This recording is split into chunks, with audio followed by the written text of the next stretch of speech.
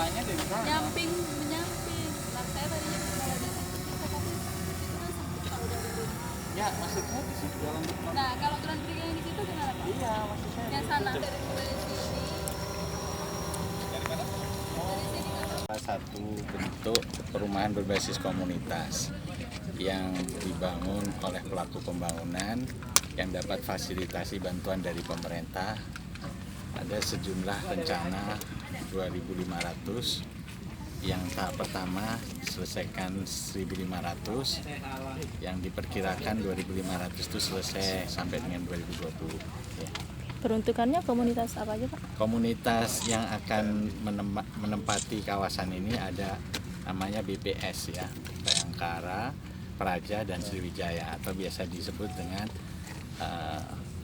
Polri ya, ASN dan TNI ya. Oke. Tadi dari hasil tinjauan gimana Pak melihat progres pembangunannya? Saya merasa ya cukup senang ya dengan progres ini, artinya betul-betul ada kepedulian dari pelaku pembangunan untuk bisa memberikan satu upaya bersama-sama dengan pemerintah menyediakan rumah layak huni bagi komunitas ASN, TNI, dan Polri. Yang sedang berjalan ongoing ini sangat menggembirakan. Ya. Oke, kalau dilihat sarana prasarananya ini kan masih seperti ini Pak. Gimana Pak? Ya, nanti kan sejalan dengan pembangunan fisik.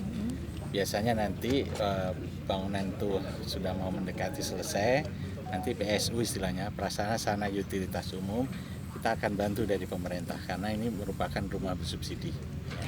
Pak, kalau di Sumsel apakah ini yang pertama atau?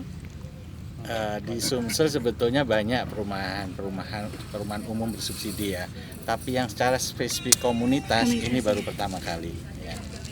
Berapa rumah Pak untuk di sini targetnya?